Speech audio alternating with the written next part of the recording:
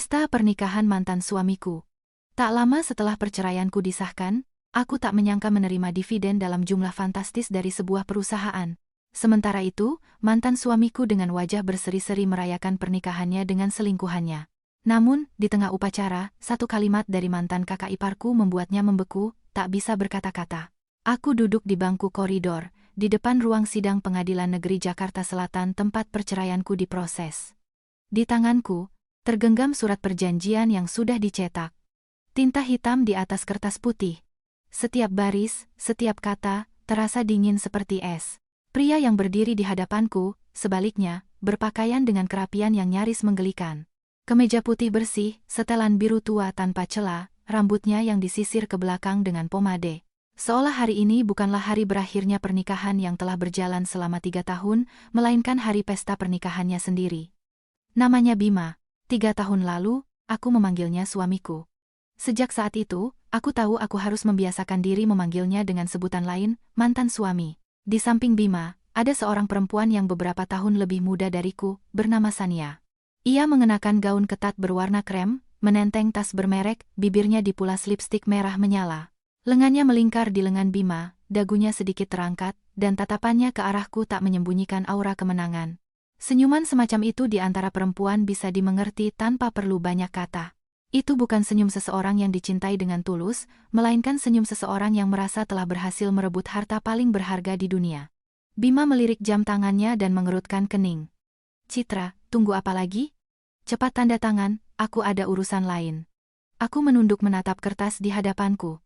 Apartemen atas nama ibunya, mobil atas nama Bima. Rekening bersama kami sudah dikosongkan nyaris seluruhnya sebelumnya, dan aku, setelah 3 tahun menikah, hanya diberi seperti yang tertera jelas di perjanjian Rp200.000 sebagai kompensasi pasca perceraian.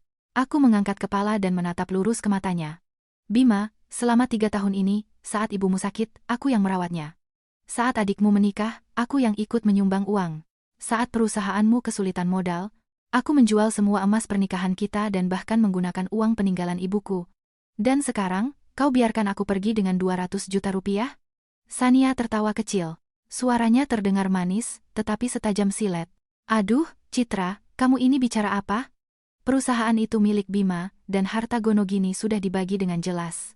Diberi segitu saja sudah sangat murah hati. Kalau sampai masuk ke pengadilan, aku ragu kamu bisa dapat sebanyak itu. Bima merangkul pinggang Sania, seolah ingin menunjukkan padaku siapa pilihannya. Sania benar. Citra, jangan mempersulit keadaan. Cepat tanda tangan. Semakin kau ulur, semakin buruk untukmu. Aku melihat tangannya di pinggang perempuan lain itu, dan tiba-tiba rasa sakit di dadaku tidak setajam yang kubayangkan. Mungkin ketika seorang perempuan sudah terlalu lama disakiti, air matanya akan mengering dengan sendirinya. Aku mengambil pulpen. Ujungnya menyentuh kertas. Aku menandatangani namaku, Citra. Bima langsung merebut perjanjian itu dari tanganku, memeriksanya halaman demi halaman, takut kalau aku menambah atau mengurangi satu kata pun. Setelah yakin semuanya sesuai keinginannya, ia menghela napas lega. Sambil menggandeng tangan Sania, ia berbalik dan pergi. Tanpa bertanya kemana aku akan pergi, apa yang akan kumakan, atau bagaimana aku akan hidup, aku keluar dari gedung pengadilan. Matahari belum terlalu terik menyinari pelataran beton yang menyilaukan. Hembusan angin menerpa punggungku, membuatku merasa dingin, padahal hari itu cuaca Jakarta sangat panas dan gerah. Sebelum aku sempat memesan taksi online, aku mendengar tawa di belakangku. Wah, Citra, sudah selesai, ya? Aku berbalik. Itu Ratih, adik perempuan Bima. Ia mengenakan gaun merah yang elegan, rambutnya disanggul tinggi, kalung emas melingkar di lehernya, dan sebuah amplop merah di tangannya. Ekspresinya ceria seolah hendak pergi ke pesta pernikahan. Ia menuruni tangga, menatapku dari atas ke bawah, lalu berdecak. Kudengar kau dapat 200 juta. Lumayanlah. Pulang saja ke kampung halamanmu, buka warung kecil, cari pria baik-baik yang sederhana. Untuk perempuan janda sepertimu, hidup itu susah. Aku tetap diam. Ratih, merasa di atas angin, mendekat untuk berbisik, oh, ngomong-ngomong, nanti sore Bima dan Sania mengadakan resepsi di Hotel Mahameru. Mau datang minum-minum untuk merayakannya? Ah, tidak, sebaiknya jangan. Melihat penampilanmu begini, kau pasti tidak punya baju yang pantas. Kau hanya akan mempermalukan keluarga kami. Setelah berkata begitu, ia tertawa terbahak-bahak. Seolah belum cukup, ia berbalik untuk menambahkan kalimat terakhir. Citra, jujur saja, ya. Kamu itu tidak beruntung bisa masuk ke keluarga kami. 3 tahun menikah tidak bisa kasih kami anak. Wajar saja Bima meninggalkanmu. Lihat Sania, muda, cantik, berkelas, dari keluarga baik-baik. Orang seperti dialah yang pantas untuk kakakku. Aku berdiri diam, mendengarkan setiap katanya.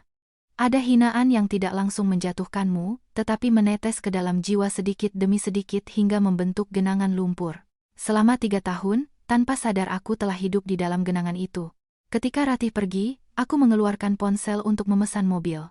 Tepat pada saat itu, layarnya menyala. Sebuah notifikasi dari bank muncul dengan jelas. Rekening Anda menerima transfer sebesar Rp350.000. Aku terpaku. 350 miliar rupiah. Kukira aku salah lihat. Kuhitung angka nolnya berulang kali. Jantungku mulai berdebar begitu kencang hingga tanganku gemetar.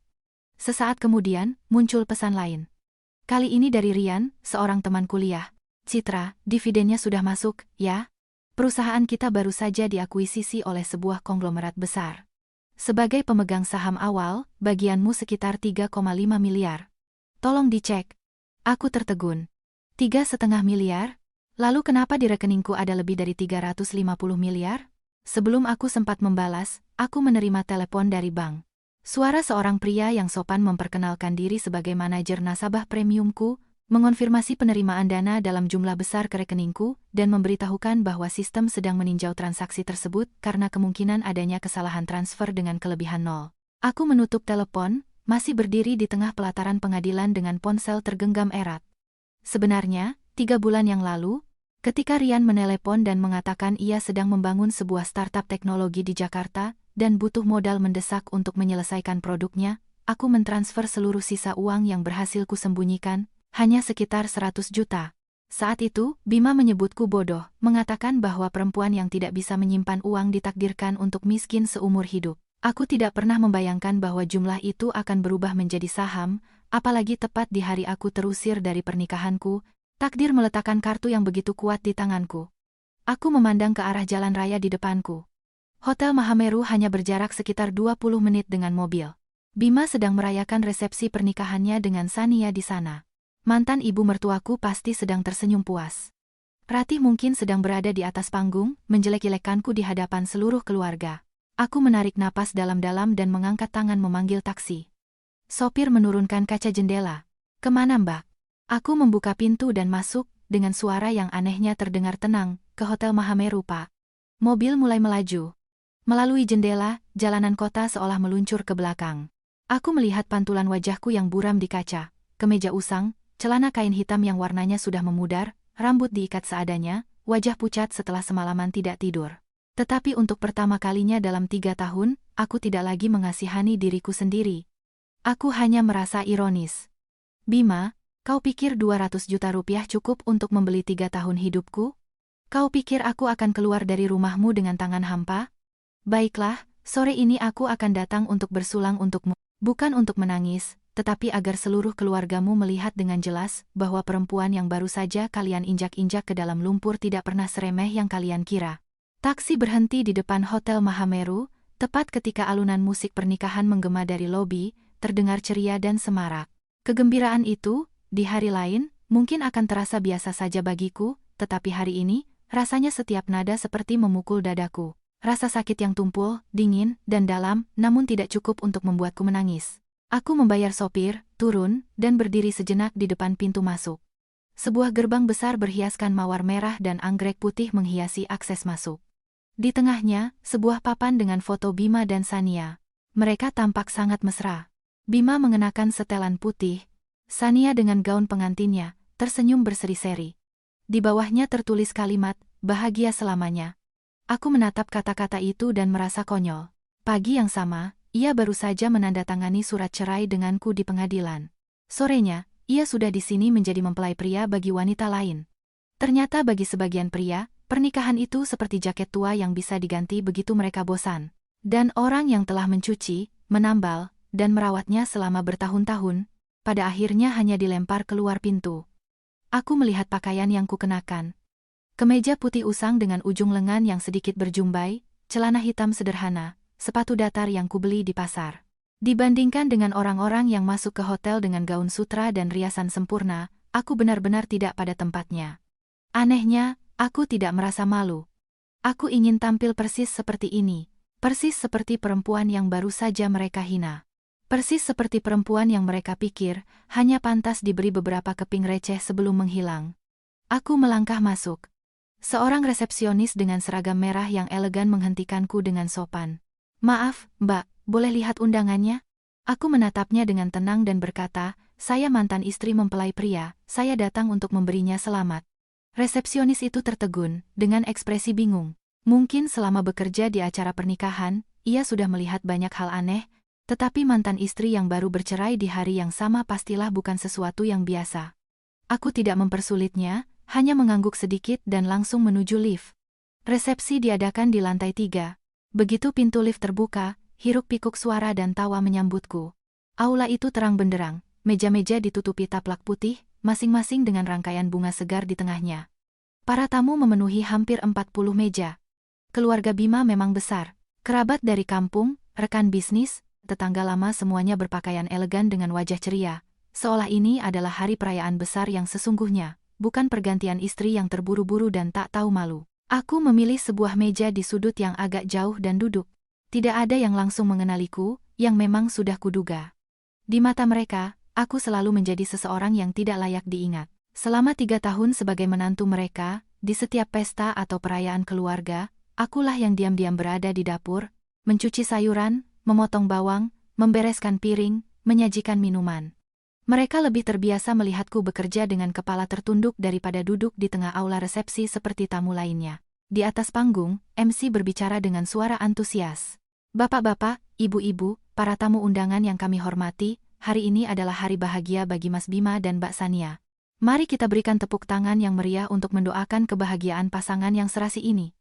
Tepuk tangan membahana, dan pintu utama terbuka.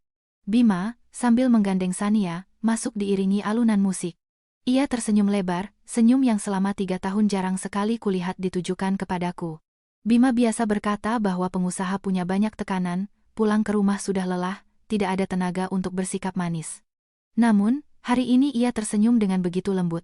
Ia membungkuk untuk merapikan gaun Sania, membantunya naik ke atas panggung, dan menatapnya dengan mata penuh kasih sayang di hadapan semua orang. Aku duduk diam dengan tangan di atas lutut. Bukan cemburu yang kurasakan, melainkan kasihan pada diriku sendiri. Selama 3 tahun, aku percaya pada alasan-alasan konyol itu. Kupikir ia memang orang yang kaku, tidak bisa bersikap romantis, bahwa aku hanya perlu berusaha sedikit lebih keras, sedikit lebih sabar, dan suatu hari nanti ia akan mengerti cintaku. Ternyata, pria bukannya tidak tahu cara bersikap baik pada perempuan, mereka hanya memilih kepada siapa mereka ingin bersikap baik. Mantan ibu mertuaku, Ibu Hartini, duduk di meja utama. Hari ini ia mengenakan kebaya sutra ungu, gelang emas melingkar di pergelangan tangannya, dan senyum tak pernah lepas dari wajahnya. Ia menarik lengan orang di sebelahnya dan berkata dengan suara cukup keras hingga terdengar sampai ke mejaku, "Sania menantuku ini memang cantik dan terpelajar. Lulusan luar negeri, rumahnya bagus. Anakku Bima kali ini baru benar-benar melek mata." Ratih, yang duduk di sebelahnya, langsung menimpali, "Betul, Bu. Tidak seperti yang sebelumnya, si Citra itu. Selalu kelihatan kampungan dan miskin, bikin malu keluarga kita saja kemana-mana. Mana 3 tahun tidak bisa kasih ibu cucu untuk ditimang."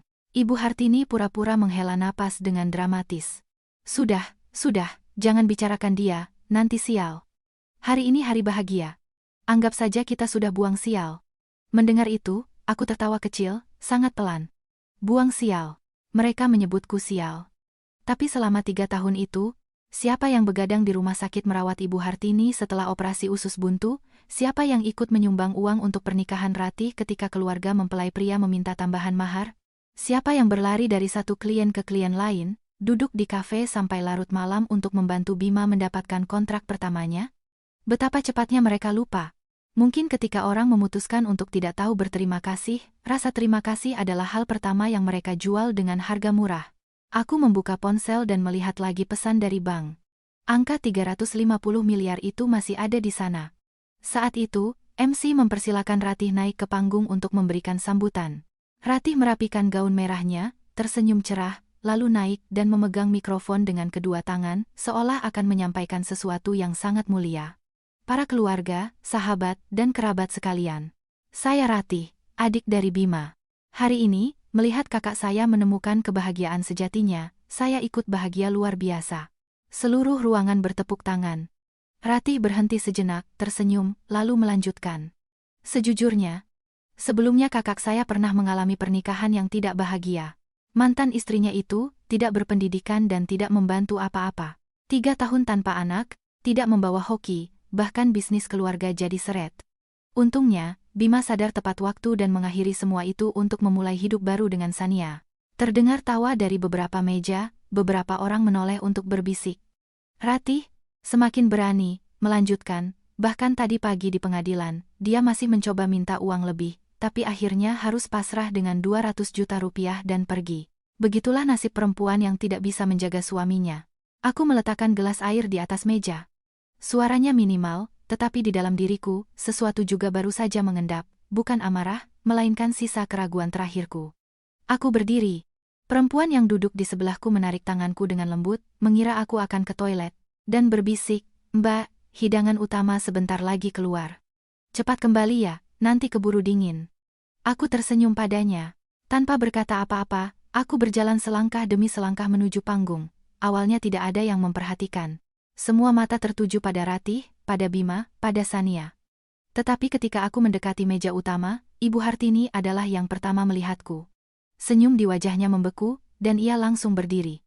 "Citra, sedang apa kamu di sini?" Suaranya tidak terlalu keras, tetapi cukup untuk membuat meja-meja terdekat menoleh. Ratih di atas panggung juga melihatku. Wajahnya berubah pucat. Tangan yang memegang mikrofon sedikit gemetar, dan suaranya langsung menajam. "Berani-beraninya kamu datang ke sini, Citra. Mau merusak pernikahan kakakku?" Seluruh aula mulai hening. Bima menoleh menatapku. Saat itu, aku melihat dengan jelas kepanikan di matanya, yang dengan cepat berubah menjadi amarah. Ia turun dari panggung, berdiri di hadapanku, dan sambil merendahkan suara, ia mendesis, "Citra, jangan bikin keributan, apapun itu, kita bicarakan nanti. Hari ini hari bahagiaku." Aku menatapnya dan bertanya dengan lembut, "Hari bahagia untukmu, lalu bagaimana dengan hari sedihku?"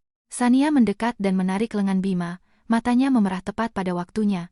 "Citra, aku tahu kamu terluka, tapi Bima dan aku benar-benar saling mencintai. Kamu sudah tanda tangan surat cerai, bisakah kamu sedikit menghargai kami?" Aku menoleh ke arah Sania. "Menghargai?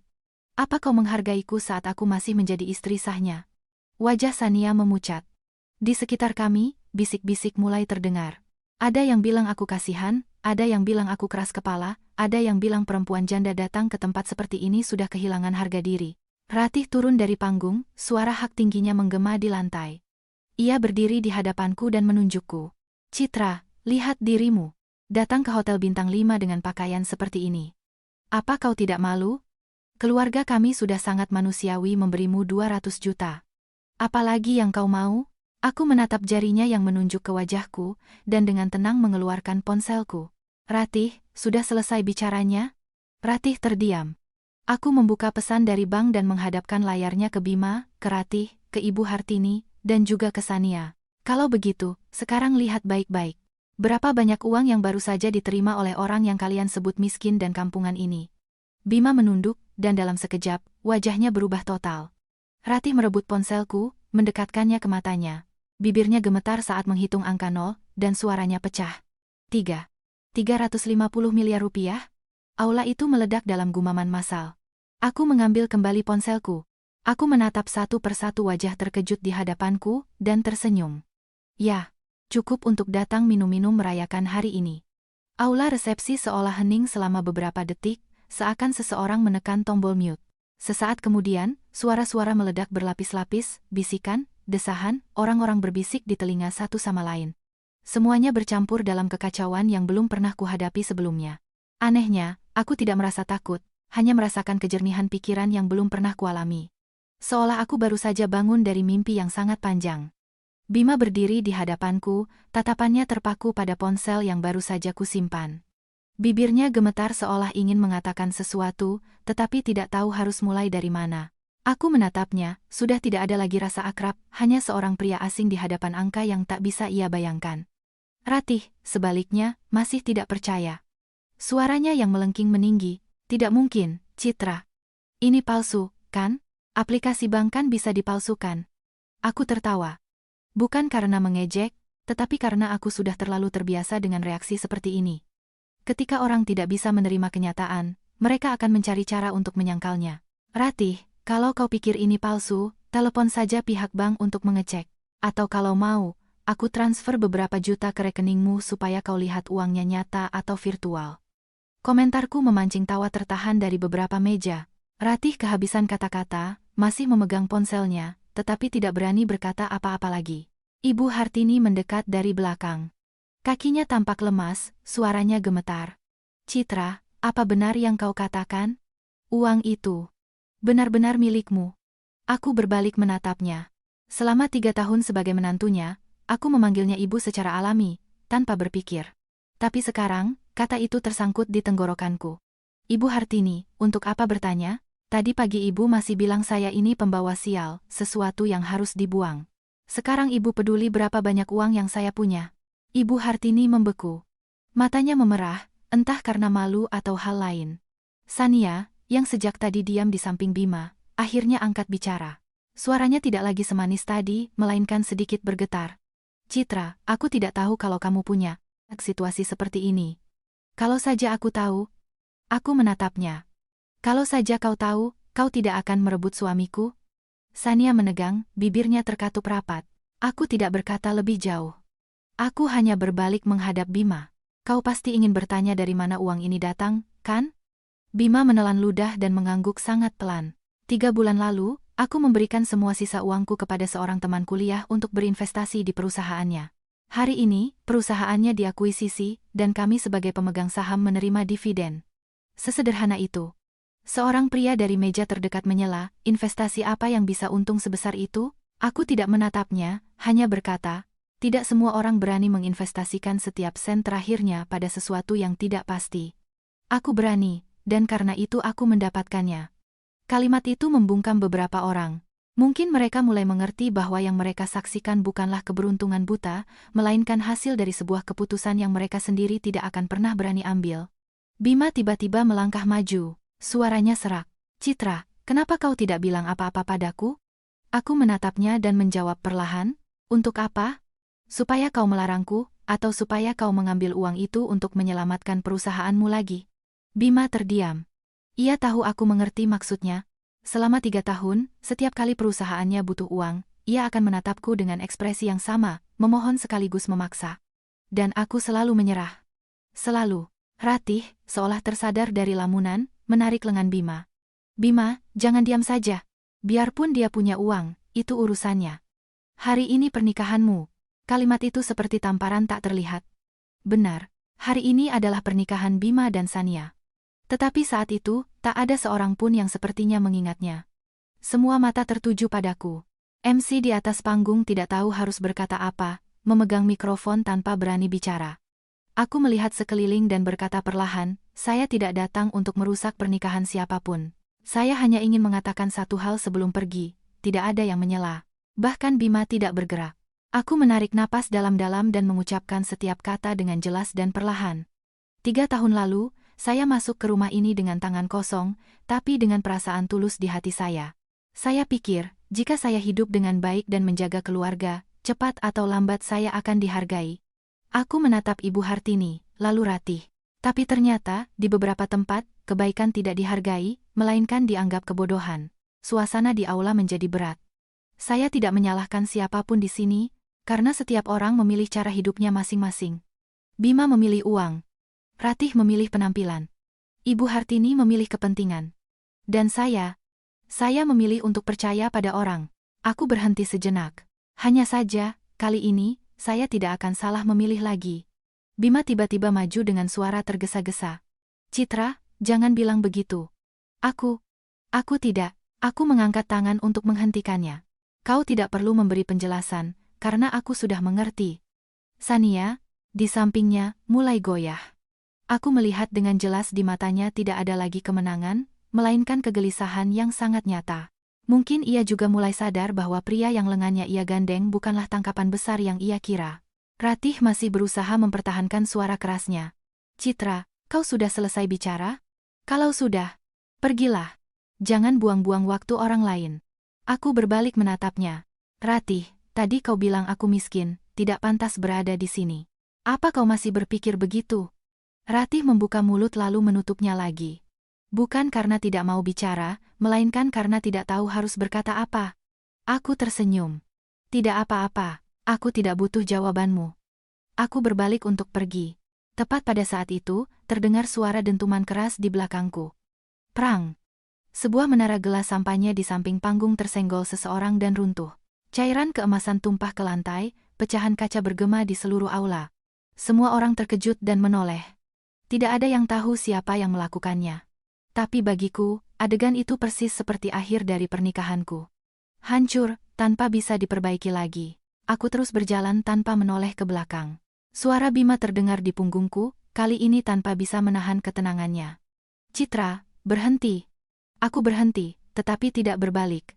Aku hanya berdiri diam. Bima berlari ke arahku dengan napas terengah-engah, suaranya nyaris seperti permohonan. Citra, bisakah kita bicarakan ini lagi? Aku memejamkan mata sejenak, lalu membukanya. Bicarakan apa? Aku berdiri diam selama beberapa detik, membelakangi Bima, mendengar dengan jelas napasnya yang terengah-engah di belakangku. Perasaan ini sangat familiar, seperti saat-saat sebelumnya ketika perusahaannya bermasalah. Ia juga akan berdiri di belakangku seperti ini, mengucapkan kata-kata lembut yang membuatku tak bisa menolak. Tapi hari ini, semuanya berbeda. Ia masih sama, tapi aku sudah berubah.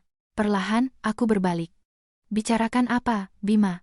Bima menatapku dengan mata penuh kepanikan, tetapi berusaha menjaga ketenangannya, seperti seseorang yang baru saja kehilangan sesuatu yang sangat besar tanpa memahami sepenuhnya nilainya. Soal hari ini, kurasa aku terlalu gegabah. Kita bisa bicarakan lagi. Begitu kalimat itu selesai, seluruh aula kembali bergemuruh. Tak ada yang menyangka mempelai pria, di pesta pernikahannya sendiri, akan mengatakan hal seperti itu di depan istri barunya. Sania, yang berdiri di belakang Bima, pucat pasi seperti hantu. Ia meremas kain gaun pengantinnya dengan erat. Bibirnya bergetar, tetapi tak sepatah kata pun bisa keluar.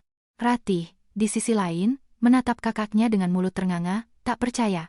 Aku menatap Bima sejenak, lalu bertanya dengan sangat lembut, bicarakan lagi, bagaimana caranya? Bima menelan ludah, merendahkan suaranya. Yah, kita kan baru saja tanda tangan suratnya. Prosesnya belum sepenuhnya selesai. Kalau kamu mau, kita bisa. Ia tidak menyelesaikan kalimatnya, tetapi semua orang mengerti maksudnya. Seorang mempelai pria yang ingin kembali pada mantan istrinya di tengah perayaan pernikahannya. Aula itu menjadi sunyi senyap. Aku tertawa, kali ini terbahak-bahak. Bukan karena mengejek, tetapi karena ironi dari semua ini. Bima, kau sedang mengatakan di depan istri barumu bahwa kau ingin kembali padaku? Bima tidak melirik Sania, hanya menatapku. Aku tahu ini bukan waktu yang tepat, tapi Citra, aku baru sadar. Aku benar-benar salah. Sania, tak sanggup lagi menahannya, menarik lengan Bima dengan kasar. Bima, apa yang kau katakan? Hari ini pernikahan kita. Bima menepis tangannya dengan kasar, suaranya kesal. Diam, aku sedang bicara. Caranya menepis tangan Sania persis sama dengan caranya menepis tanganku dulu ketika aku mencoba membicarakan sesuatu yang serius. Dulu, kukira aku mengganggunya.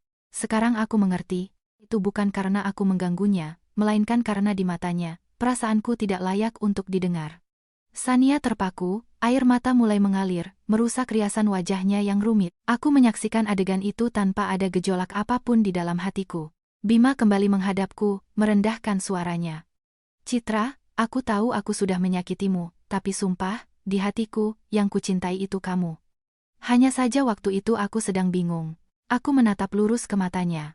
Bingung sampai-sampai menikah dengan perempuan lain? Bima kehabisan kata-kata, aku pikir kau tidak begitu penting bagiku. Aku menggeleng pelan. Tidak, kau tidak berpikir begitu. Kau tahu persis. Kau hanya yakin bahwa apapun yang kau lakukan, aku tidak akan pernah pergi. Kalimat itu membungkamnya sepenuhnya. Benar. Selama 3 tahun, aku selalu ada di sana. Meskipun ia bersikap dingin, acuh tak acuh, dengan perilakunya yang aneh, aku tetap di sana, menunggu, percaya. Orang menjadi begitu terbiasa memiliki seseorang di sisinya sehingga mereka berpikir orang itu tidak akan pernah pergi, sampai orang itu benar-benar pergi. Ratih tak tahan lagi, berlari untuk menengahi. Citra, berhenti bersandiwara. Bima bilang begitu karena melihat kau punya uang. Jangan percaya. Aku menoleh ke arah Ratih. Kau benar. Kalau aku tidak punya uang ini, apa dia akan berdiri di sini mengucapkan kata-kata itu? Bima buru-buru menyahut, bukan begitu Citra. Bukan karena uang. Aku menatapnya lekat-lekat untuk waktu yang lama. Bima, apa kau sendiri percaya pada ucapanmu? Bima membuka mulutnya dan menutupnya lagi. Bukan karena tidak mau bicara, melainkan karena ia sendiri tidak yakin apakah ia mengatakan yang sebenarnya. Aku menarik napas dalam-dalam. Suaraku tetap datar, tahu tidak? Tadi di atas panggung, adikmu bilang aku miskin, tidak pantas, tidak bisa punya anak, dan karena itu kau meninggalkanku. Kalau dulu, kata-kata itu pasti akan membuatku menangis. Tapi sekarang, aku hanya merasa ironis. Aku menatap setiap anggota keluarganya. Karena aku sadar, bukan aku yang tidak cukup baik, tapi kalian yang tidak punya kelas untuk menilaiku. Udara di aula terasa berat seperti timah. Ibu Hartini mendekat dengan gemetar, suaranya terdengar sangat lemah. Citra, nak, jangan bilang begitu. Ibu tahu ibu salah. Aku berbalik menatapnya. Tatapannya tidak lagi arogan seperti sebelumnya, hanya ada ketakutan dan penyesalan. 3 bulan lalu saat saya di rumah sakit, saya begadang merawat ibu, menyuapi setiap sendok sup, mengelap setiap tetes keringat. Tapi begitu keluar dari rumah sakit, ibu menyarankan Bima untuk menceraikan saya. Orang memang cepat sekali berubah. Saya tidak menyalahkan ibu. Ibu hanya memilih apa yang paling menguntungkan bagi ibu. Ibu Hartini menunduk, tak berani menatapku. Bima mendekat selangkah lagi, suaranya nyaris seperti permohonan. Citra, aku tahu aku salah. Aku mohon, beri aku satu kesempatan lagi. Aku akan memperbaikinya. Aku mengangkat tangan untuk menghentikannya. Bima terdiam. Aku menatap lurus ke matanya dan berkata perlahan, kau tahu apa yang paling kubenci darimu? Bima menggeleng, matanya memerah. Bukan karena kau selingkuh, bukan karena kau mengalihkan aset, bukan karena kau mengusirku dari rumah. Aku berhenti sejenak. Tapi karena kau membuatku merasa bodoh. Kalimat itu jatuh, terdengar ringan tetapi berat. Aku percaya padamu. Aku menaruh semua uang dan perasaanku padamu. Kukira aku sedang membangun sebuah keluarga, tapi ternyata aku hanya menghidupi seorang pria yang tidak tahu cara menghargai apapun. Bima gemetar. Citra. Aku menggeleng. Jangan panggil aku begitu lagi, terdengar sangat palsu. Aku berbalik. Urusan kita sudah selesai. Dengan siapa kau menikah, bagaimana kau hidup, sudah tidak ada hubungannya denganku. Bima, putus asa, maju untuk memegang lenganku. Citra, jangan pergi, sungguh. Aku mundur selangkah, menghindari tangannya. Kau seharusnya kembali ke panggung. Mempelai wanitamu sedang menunggumu. Kalimat itu seperti tusukan. Bima berbalik menatap Sania. Ia berdiri beberapa meter jauhnya, menangis tanpa henti, menatap Bima dengan campuran rasa sakit dan putus asa. Mungkin sekarang ia mengerti bahwa pria yang bisa meninggalkan mantan istrinya demi dia, juga bisa meninggalkannya demi orang lain atau demi apapun yang lebih berharga. Aku tidak berkata apa-apa lagi. Aku mulai berjalan. Kali ini tak ada yang berani menghentikanku. Tak ada yang berani bilang aku tidak pantas. Di seluruh aula, yang terdengar hanyalah gemas sepatuku di lantai keramik. Suara yang ritmis dan jelas, seperti titik akhir dari sebuah cerita lama. Di belakangku, suara Bima terdengar, sudah tanpa kekuatan. Citra, Citra. Jadi, kau benar-benar tidak akan kembali? Aku berhenti sejenak. Tanpa berbalik, aku mengucapkan satu kata. Tidak. Itu adalah titik akhir untuk 3 tahun. Aku keluar dari aula resepsi, dan pintu kaca tertutup di belakangku. Di luar, angin sore berhembus lembut. Matahari sudah melunak. Aku berdiri sejenak dan mengeluarkan ponsel. Pesan dari Rian muncul. Citra, kita perlu bicara. Uang yang ditransfer dari bank ke rekeningmu, sepertinya ada kesalahan. Aku berhenti, jari-jariku melayang di atas layar. Perasaan aneh menjalari diriku. Aku membuka pesan itu, dan saat itu juga, aku tahu bahwa semua ini belum berakhir. Aku berdiri di depan pintu masuk Hotel Mahameru, ponsel masih di tangan. Aku belum selesai membaca pesan dari Rian. Tetapi itu sudah cukup untuk membuat jantungku melambat sejenak. Angin sore mengibaskan rambutku dengan lembut sementara pikiranku tiba-tiba menjadi jernih. Perasaan yang kualami di dalam aula tadi seperti gelombang besar yang, ketika surut, menampakkan situasi yang paling nyata dan telanjang. Aku menarik napas dalam-dalam dan membuka pesan itu sepenuhnya. Citra, Departemen Keuangan memberitahu ada kesalahan sistem saat transfer. Bagianmu seharusnya 3,5 miliar, tapi karena kesalahan, mereka mentransfer 350 miliar. Kelebihannya akan ditarik kembali hari ini atau paling lambat besok. Tolong jangan gunakan uang itu. Aku membaca pesan itu dan terdiam selama beberapa detik. Tanpa terkejut, tanpa panik. Semuanya hanya kembali ke tempatnya. Aku melihat lagi angka di layar. 3.500 ribu rupiah. Bagi banyak orang, itu masih merupakan jumlah yang sangat besar. Bagiku, itu adalah jumlah yang bisa mengubah hidupku. Tapi yang terpenting, itu adalah sesuatu yang kudapatkan dengan usahaku sendiri. Tidak ada yang memberikannya padaku sebagai hadiah atau sedekah. Aku tersenyum sangat tipis. Mungkin takdir tidak memberiku jumlah yang luar biasa besar, tetapi ia juga tidak membiarkanku dengan tangan hampa. Dan itu sudah cukup. Sebelum aku sempat menyimpan ponsel, sebuah suara tergesa-gesa memanggilku dari belakang. Citra. Aku berbalik. Bima berlari keluar dari hotel dengan setelan kusut, dasi miring, dan rambut berantakan. Saat itu, ia tidak terlihat seperti mempelai pria, melainkan seperti seseorang yang baru saja lari dari kebakaran. Ia berhenti di hadapanku, terengah-engah. Citra, kau belum pergi? Aku menatapnya dengan tenang. Aku baru akan pergi. Bima mengangguk berulang kali, seolah takut aku akan menghilang. Syukurlah. Kukira. Ia tidak menyelesaikan kalimatnya, tetapi tatapannya jelas menunjukkan bahwa ia takut telah kehilangan kesempatan untuk berbicara denganku. Aku tidak terburu-buru. Ada lagi yang ingin kau katakan? Bima menatapku. Ekspresinya sedikit berubah. Bukan hanya panik, tetapi bercampur dengan kalkulasi cepat. Citra, yang kukatakan tadi itu benar. Aku ingin kembali padamu, dan ini bukan karena uang. Aku tidak menyela, hanya mengamatinya dalam diam. Ia melanjutkan, aku sudah memikirkannya baik-baik. Selama 3 tahun ini, yang ada di sampingku itu kamu. Yang mengerti aku itu kamu. Sania. Dia hanya sebuah kesalahan. Aku sedikit mengerutkan kening. Sebuah kesalahan yang akan kau nikahi? Bima terdiam, lalu buru-buru berkata, Aku terbawa suasana, dan lagi, kupikir kau tidak akan pernah pergi, jadi. Ia berhenti, menyadari baru saja mengatakan yang sebenarnya. Aku mengangguk. Tepat. Kau pikir aku tidak akan pernah pergi, dan karena itu kau berani melakukan semua hal lainnya. Bima menunduk. Citra, maafkan aku. Aku tidak langsung menjawab. Aku memandang pria di hadapanku, yang pernah menjadi suamiku, segalanya bagiku, yang membuatku percaya bahwa bersamanya aku akan memiliki keluarga. Tapi sekarang, aku melihatnya seperti orang asing. Mas Bima, untuk pertama kalinya aku memanggilnya dengan jarak seperti itu. Ia terkejut. Kenapa kau memanggilku begitu? Kurasa itu yang paling pantas. Suasana di antara kami menjadi tegang. Aku melanjutkan dengan suara monoton, kau bilang kau ingin kembali. Kalau begitu, izinkan aku bertanya satu hal. Bima langsung mengangkat kepala. Tanyakan apa saja. Jika hari ini aku tidak punya uang itu, jika aku masih perempuan dengan pakaian usang dan sepatu lusuh, berdiri di aula itu sementara seluruh keluargamu menertawakanku, apakah kau akan berlari keluar untuk menghentikanku? Pertanyaan itu tidak keras, tetapi cukup untuk membuat Bima kehabisan kata-kata. Ia membuka mulut untuk mengatakan ya, tetapi tak bisa mengucapkannya karena ia sendiri tahu jawabannya. Aku menatapnya dengan lembut, kau tidak perlu menjawab, aku sudah tahu. Bima menggeleng dengan tergesa-gesa, bukan begitu, Citra, kau salah paham, sungguh, kau mencintai uang, aku memotongnya dengan kalimat tajam. Bima membeku. Aku menatap lurus ke matanya. Kau tidak mencintaiku?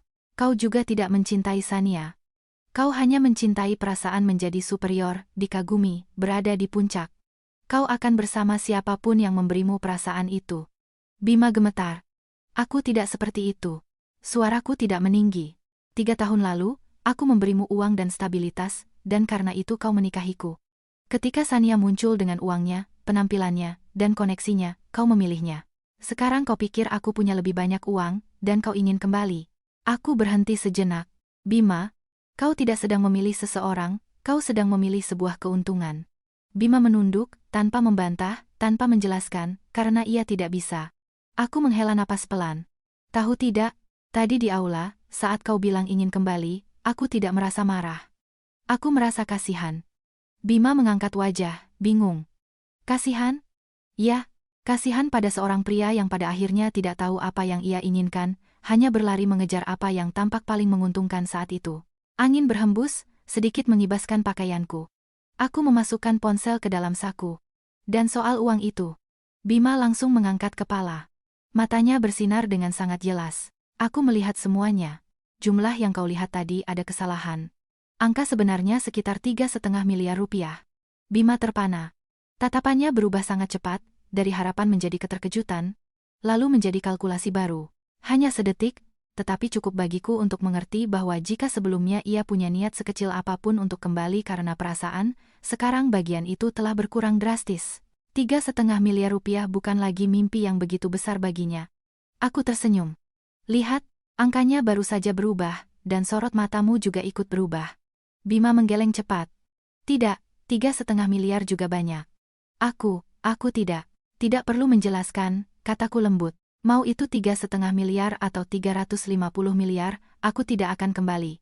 Kali ini, kalimat itu bukan untuk menegaskannya padanya, tetapi pada diriku sendiri. Aku berbalik. Kembalilah ke dalam. Pernikahanmu belum selesai. Bima berdiri di sana, tak bergerak. Citra, aku tidak berbalik. Ada lagi yang ingin kau katakan? Suaranya nyaris berbisik. Apa kau akan bahagia? Aku berhenti sejenak. Jika ia menanyakan ini setahun yang lalu, aku mungkin akan menangis. Aku baru akan memulai, kataku. Sementara kau baru saja mengakhirinya. Aku berjalan pergi tanpa terburu-buru. Kali ini, Bima tidak mengikutiku. Mungkin ia sudah mengerti bahwa ada hal-hal yang sekali dilepaskan, tidak akan bisa didapatkan kembali. Aku sampai di pinggir jalan, memesan mobil. Saat masuk, aku bersandar di kursi dan menatap keluar. Hotel Mahameru semakin menjauh, dan bersamanya, sebuah pernikahan, sebuah keluarga, sebuah masa lalu. Ponselku bergetar lagi. Pesan lain dari Rian. Citra, maaf atas kebingungannya. Departemen Keuangan sedang menyelesaikannya. Bagianmu tetap yang terbesar di antara pemegang saham minoritas. Perusahaan akan go public nanti. Aku membalas singkat, oke, aku tahu. Aku mematikan layar dan memejamkan mata. Di benakku, tidak ada lagi perdebatan, hinaan, atau tatapan merendahkan. Hanya ada ruang kosong, bukan kekosongan yang menakutkan, melainkan ruang untuk memulai kembali. Mobil berbelok di sebuah jalan raya besar. Matahari sore menyinari aspal dengan warna keemasan pucat.